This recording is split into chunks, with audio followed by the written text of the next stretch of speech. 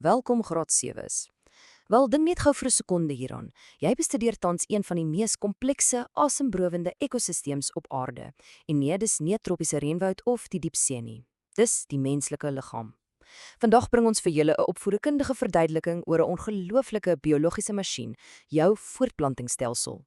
Ons gaan op 'n reis deur ons eie biologie gaan, presies soos julle dit vir julle natuurwetenskappe nodig het. Reg, kom ons duik dadelik in en ontdek hoe die natuur lewe skep. Hier is ons roetekaart vir vandag se reis. 1. Die reis van puberteit. 2. Die manlike voortplantingsstelsel. 3. Die vroulike voortplantingsstelsel. 4. Bevrugting en swangerskap. En 5. Voorbehoeding en beskerming. Afdeling 1. Die reis van puberteit. Die begin van 'n merkwaardige transformasie.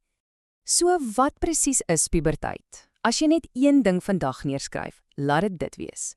Puberteit is daardie tydperk wanneer jou voortplantingsorgane heeltemal ryp word. En raai wat beheer hierdie hele proses? Chemikalieë in jou liggaam genaamd hormone. Dink aan hormone as die direktore van jou liggaam se orkes. Hulle sê vir die liggaam presies watter instrument nou moet begin speel. Natuurlik lyk hierdie transformasie nogal verskillend vir meisies en seuns. Kom ons breek bietjie die tydlyn af. Vir meisies skop dinge gewoonlik effens vroeër af, so rondom 10 tot 11 jaar oud. Die liggaam begin met menstruasie. Dit is daai maandelikse proses wat die liggaam voorberei, die heupe verbreek natuurlik en borsontwikkeling begin. Vir seuns, wel, daardie hormone begin gewoonlik so rondom 11 of 12 handrat insit. Dis wanneer spermproduksie begin, stemme breek en word opvallend dieper en natuurlik om daardie groot spier en beengroei by. Die tydsberekening verskil, maar vir albei is dit noodsaaklike stappe op die pad na volwassenheid. Maar wag, daar is ook 'n klomp dinge wat meisies en seuns absoluut in gemeen het gedurende hierdie tyd. Ons almal ervaar haargroei onder die arms en rondom die geslagsdele. Jou sweetreuk kan wel nogal baie verander. En ja, daai irriterende paisies of akne wat skielik verskyn. Weet jy hoekom dit gebeur? Dis heeltemal natuurlik. Dis net as gevolg van 'n verhoogde olieafskeiding op jou vel. So dit is bloot pure biologiese wetenskap in aksie. Afdeling 2. Mannelike voortplantingsstelsel. Die anatomie van voortplanting. Goed, kom ons delf in die mannelike anatomie. Jy moet hierdie dele mooi ken vir jou toets. Dink aan die testikels as die fabrieke waar die spermselle vervaardig. Nou, hier is 'n klassiese eksamenvraag, die skrotum. Hierdie velsak hou die testikels letterlik buite die res van die liggaam. Hoekom? Om hulle bietjie koeler te hou. Iets wat absoluut krities is om gesonde sperm te kan produseer. Dan het ons die spermkanale wat, soos die naam sê, die sperm vervoer. Die urinebuis vervoer of urine of semen na buite. En laastens is daar die penis wat ontwerp is om die sperm veilig in die vagina te plaas. Afdeling 3. Vroulike voortplantingsstelsel. Waar lewe begin. Hier is 'n baie groot term wat jy eenvoudig moet ken. Ovulasie. Dit is basies die hartklop van vroulike vrugbaarheid. Ovulasie gebeur wanneer daardie twee eierstokke elke liewe maand 'n ryp eiersaal vervaardig en dan vrystel. As jy besig is met opsommings, maak 'n groot sterretjie langs hierdie definisie. En net soos die manlike stelsel is die vroulike anatomie 'n absolute meesterstuk van dele wat saamwerk. Ons het reeds gesien die eierstokke hanteer ovulasie. Dan is daar die fallopiusbuise. Hoor gou mooi hier. Dit is die presiese plek waar bevrugting plaasvind. Nie die baarmoeder nie, die fallopiusbuise. Van daar af beweeg ons na die baarmoeder, of die uterus, wat met sy dik voering as 'n veilige tuiste dien om 'n embrio of fetus te voed. Die cervix is basies die ingang of die hek na die baarmoeder. En heel laaste, die vagina, wat funksioneer as beide die geboortekanaal en die area wat die sperm ontvang. Afdeling 4. Bevrugting en swangerskap. 'n Ongelooflike reis. Nou kom ons by die werklike wonderwerk. Kom ons breek hierdie epiese reis stap vir stap af, sodat jy dit maklik kan onthou. Stap 1. Die spermselle begin 'n reuse swemwedstryd reg deur die cervix na bo. Stap 2. Die magiese oomblik. Slegs een sperm bereik daardie eiersel binne in die fallopiusbuis en dring dit binne. Dit, my vriende, is bevrugting. Stap 3. Hierdie splinternuwe bevrugte selletjie reis af en heg homself stewig aan die dik wand van die baarmoeder vas. Sodra daardie selletjie vasheg, begin swangerskap in alle erns. En in die wetenskap maak ons 'n belangrike onderskeid hier.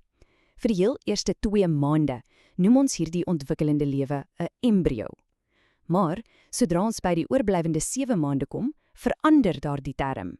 Dan staan die baba bekend as 'n fetus. So onthou die tydlyn. Embrio vir die eerste 2 maande, fetus vir die laaste 7. Terwyl daardie fetus in die baarmoeder groei, het dit 'n indrukwekkende lewenslyn nodig. Dit is presies waar die plasenta en die naelstring inkom. Saam is hulle letterlik die baba se eie afleweringsstelsel. Dit bring lewensnoodsaaklike kos en suurstof reguit vanaf die ma na die baba en terselfdertyd raak dit doeltreffend ontslaaf van al die baba se afvalstowwe. Goed, maar wat van tweelinge? Dit is absoluut een van die gunsteling vrae in enige biologie-eksamen. Hier is die geheim. 'n Identiese tweeling kom van slegs een bevrugte eiersel, wat later letterlik in twee identiese dele skei. 'n nie-identiese tweeling? Wel, dit gebeur wanneer die eierstokke twee heeltemal verskillende eierselle vrystel en hulle word elkeen deur hul eie aparte sperm bevrug. Dis basies soos twee verskillende kinders wat net gelyktydig gebore word. Afdeling 5: Voorbehoeding en beskerming, verantwoordelikheid en veiligheid. Met al hierdie biologiese masjinerie in plek, kom daar 'n baie groot, baie ernstige werklikheid. As 'n mens seksueel aktief is daar regte, tasbare risiko's. Die twee primêre risiko's is eerstens 'n ongewenste of onbeplande swangerskap en tweedens die blootstelling aan seksueel oordraagbare siektes of SOS'e. Ons praat hier van gevaarlike, lewensveranderende siektes soos HIV en vigs, herpes asook sifilis. So, hoe beskerm 'n mens jouself teen hierdie dinge? Hierdie inligting is lewensbelangrik. Kom ons dink oor die verskillende voorbehoedmiddels wat bestaan. Kondome, of dit nou manlik of vroulik is, vorm 'n fisiese versperring. Voorkom hulle swangerskap? Ja. Verminder hulle die risiko van SOS'e? 'n Besliste ja. Aan die ander kant het ons opsies soos voorbehoedspille en inspuitings. Hulle is fantasties om swangerskap te voorkom, definitief 'n ja daar, maar beskerm hulle jou teen infeksies soos HIV? Absoluut nee. Hulle bied nul beskerming teen daardie siektes. Kondome is die enigste metode wat daardie dubbele beskerming bied.